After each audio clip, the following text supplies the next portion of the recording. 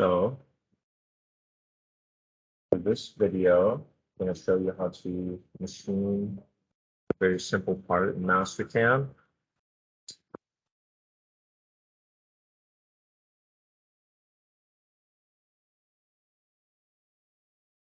So to open your file, just open Mastercam on the screen, make file, open, and then whatever your file type is.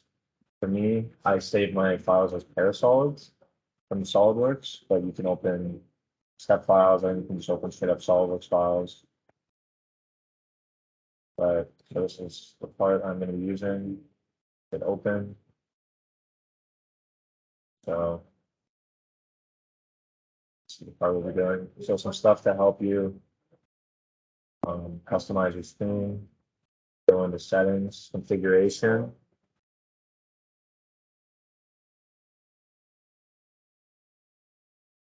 Curves. Hit edge curves. Turn that on. Yeah. Go back into settings. Configuration. And then screen. Hit the plus set screen. Grid view. Active grid, visible grid. Turn both those on. Yes. And then now you can see these are how you do your views, top view. So this is the top view. So also, if you want to orient your part better, do X-form is how you move your part around in the place. So we're going to be looking at it from the right view, which is this side, because we want to flip it like this. So we're going to flip it around this axis. You want to look at it that way. So highlight the part, X-form, rotate, move. You hit copy, it'll make a copy of it. Just move. And then we're rotating it 90 degrees.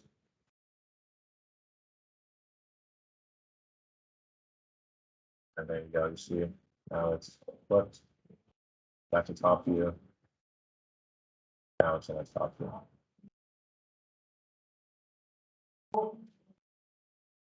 So another thing is you can highlight it all, X-form and move to the origin. So wherever you click, it'll move your part to the middle. So origin here. So I like having it on the left corner.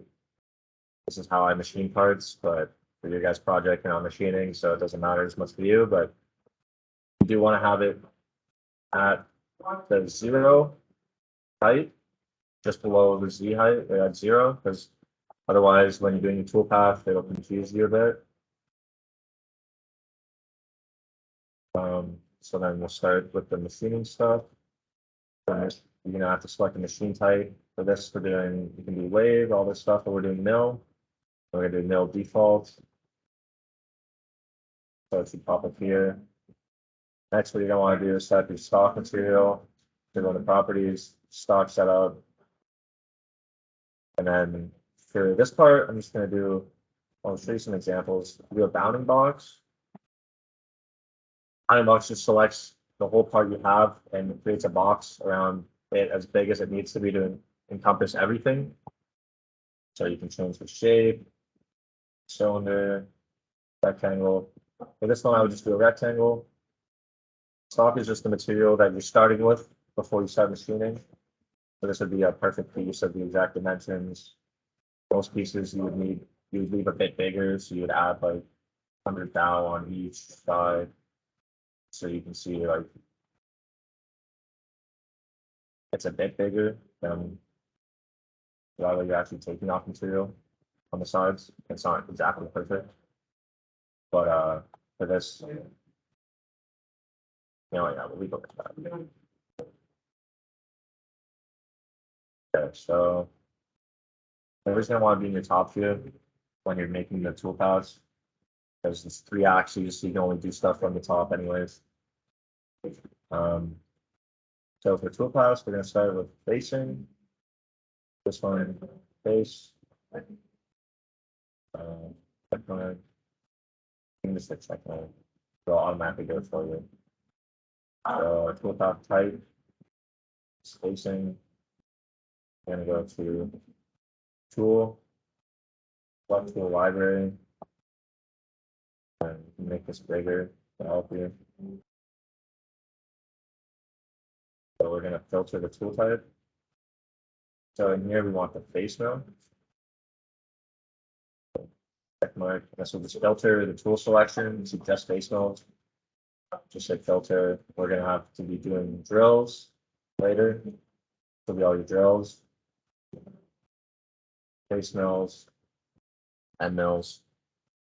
So for this one, face mill, we're gonna be 3-inch face mill. That's the one we have in the lab, but that's what we do for this. I guess probably bigger than it needs to be. Yeah, it's usually feeds and speeds. They don't really matter much for you guys because you're not actually machining.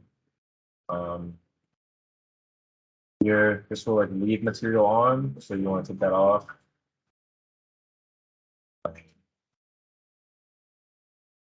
And yeah, it's a depth of cut. We'll just do one cut, so you don't need depth of cut on. Different parameters. I use absolute everything, and then just.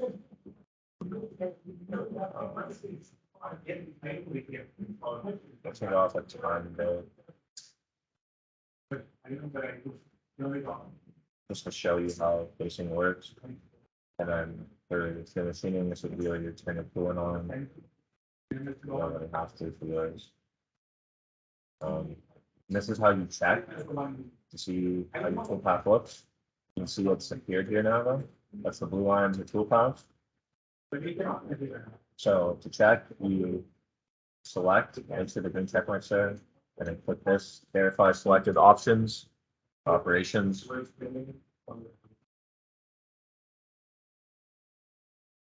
And then you can go view, fit, go just fit it to your screen, and isometric is what I usually do. Speed down a little bit. You can see all this is going to do is just come across and face it.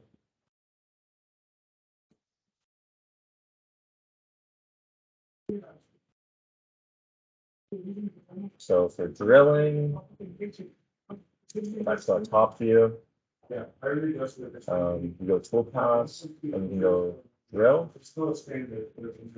And then what I like to do, it'll automatically, if you right click on your screen, go auto cursor, and then I disable all and turn on arc center. This will just make it so that I only select the center point of these arcs, and that's all I can select. So that's what I'm going to do.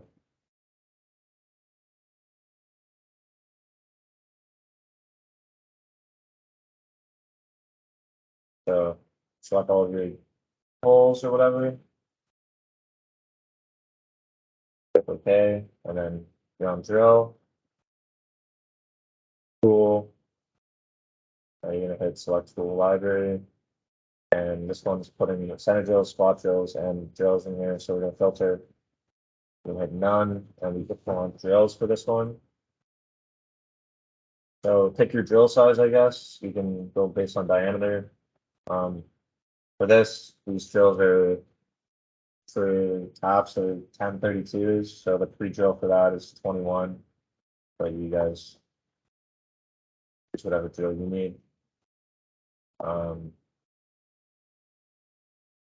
And then all that you got to do for this next is linking parameters. This is where you choose your depth. I do absolute everything. And you can either type in your depth, like your like 6.5, and then okay, you can see how far down it goes. Or if you want to be like click depth, and then it lets you pick where you want the depth to be. So if you forgot to turn your auto cursor back on, right click, enable all, and you can just click the depth. So yeah, this one was set to 93.47. Do that. And this will refresh the toolpath after you update it. Because if you change something, for instance, It's just done, and these open first three. See, it's not updated. So if you go to verify it, you have to update it. If this ever comes up, just hit green check mark.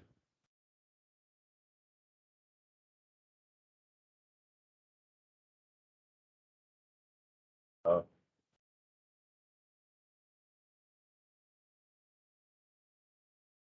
Oh.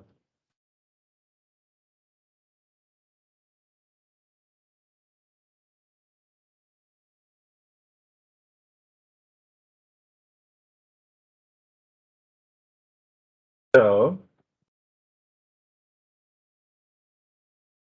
this is why I guess you save your parts. Because Mastercam likes to crash a lot.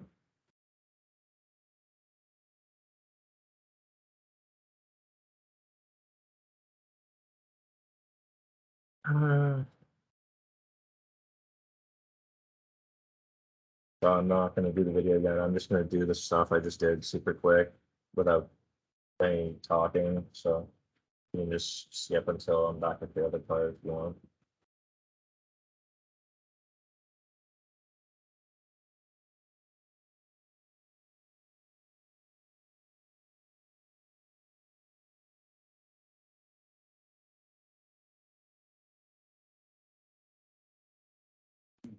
I'm just taking home one day and I'm just. Right here across. No, no. Oh, yeah. It's looking for it. Yeah. It's fine.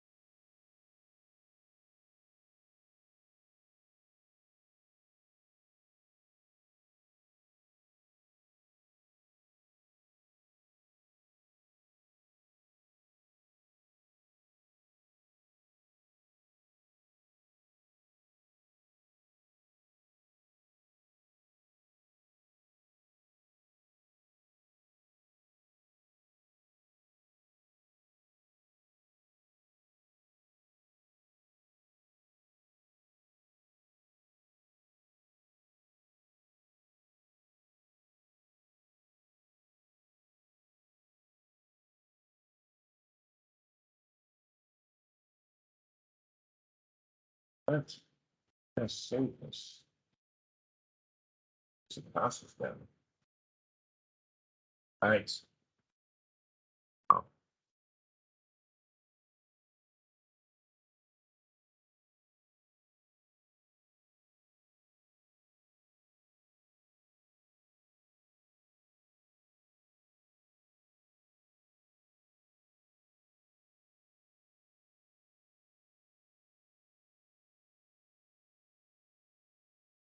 Yeah. Well, yeah, I just redid it all. Okay, good thing I started sharing again.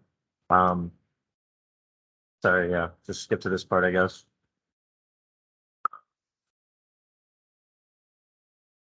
So we're gonna verify, like I said before, just I guess maybe don't look for green checkmark.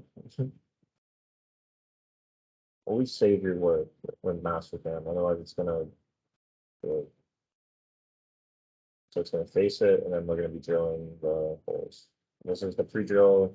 We would tap these, but I'm not gonna be showing you guys tapping. Just drill the holes. I guess how we want.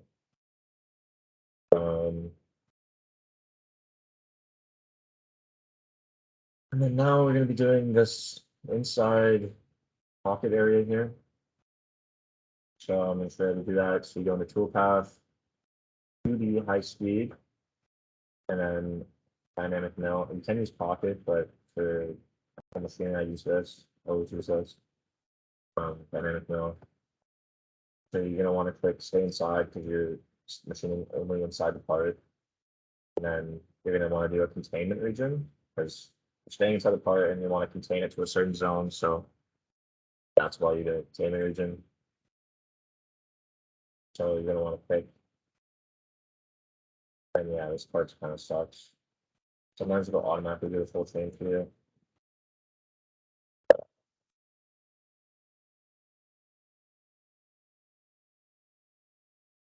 Yeah, and if you misclick, you might have to redo it again if it doesn't. It starts going the other way. I don't know how you do this setting, but I don't know. Sometimes you gotta redo stuff.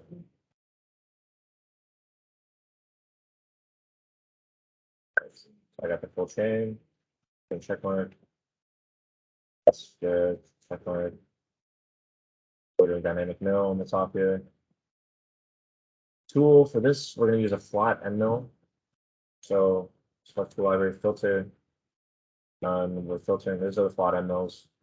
These are the three you use: the face mill, flat end mill, and drill. Those are the three you're gonna use. Flat end mill.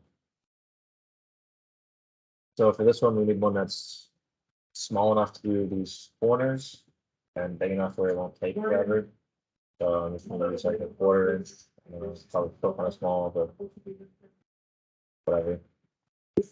Top parameters, take these off. This is leaving material on. If it's 0, it'll do the exact dimensions.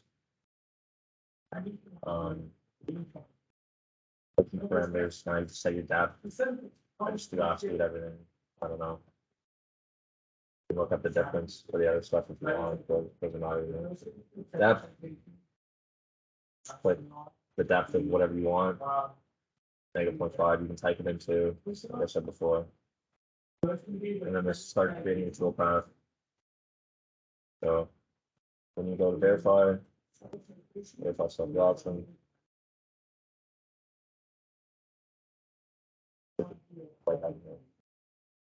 This thing go to speed of how fast it goes. If you want to see what it's doing.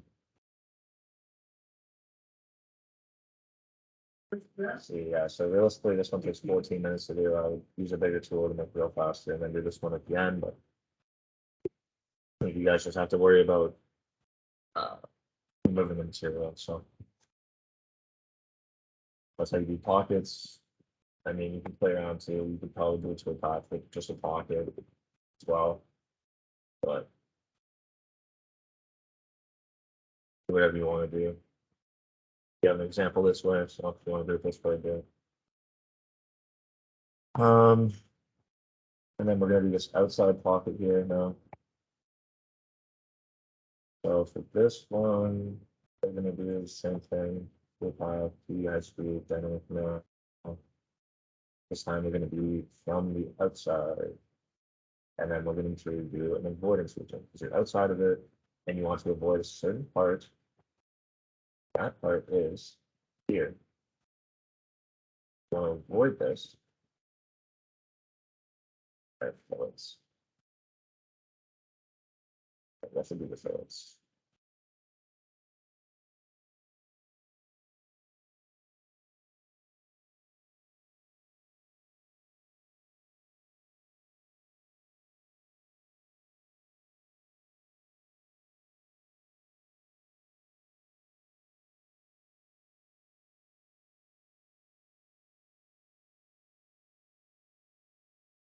Okay, we're good. Come outside. Definitely depth already. Depth is on. We're gonna use the. I'm gonna use the same tool. You want to change your tool? Full tool library. Bigger tool, smaller tool. It's not letting you do it. Maybe your tool's too big. If it takes forever to generate, your tool's too small, probably.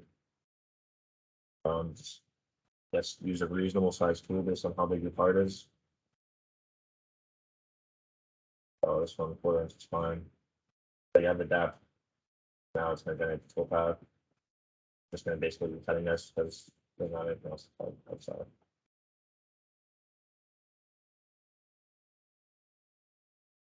It's cutting off those corners actually from my fillets. It's a box. It's like a box tool. You have sharp edges, they don't do that. But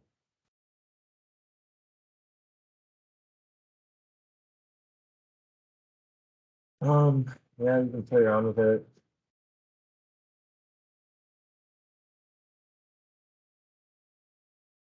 That's pretty much the basics. Do that, and you'll probably be able to remove all material. If you want to run it from the beginning, like on top machine group one, it'll highlight all of them. So highlight everything. If you just click on one, then you hit this, it'll just do the one. So click this new group one. Click this thing, verify software operations. Then it's going to do all 4 toolpaths. Yeah, and you can change the speed of this. So it faced it, then it drilled it, and now it's moving obviously in the middle.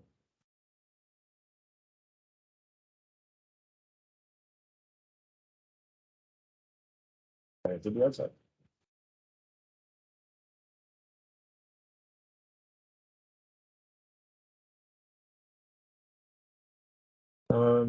Yeah, so you can see the CPU cycle time, the total time is over total cycle time. So take 18 minutes. Pretty slow, so probably wouldn't do it like this at all. But for the project, this is pretty much all that I'd say you have to do. Yeah, stock setup, you have to set the material, how big the part is. Main 4 toolpaths, drill, um, drill facing, and 2D high-speed dynamic mill. Contour is also something you can use. Contour just basically is just puts the end mill in a straight line. Just dynamic mill is usually good for whatever you need, but yeah. So that's pretty much it. I don't know what else we need really.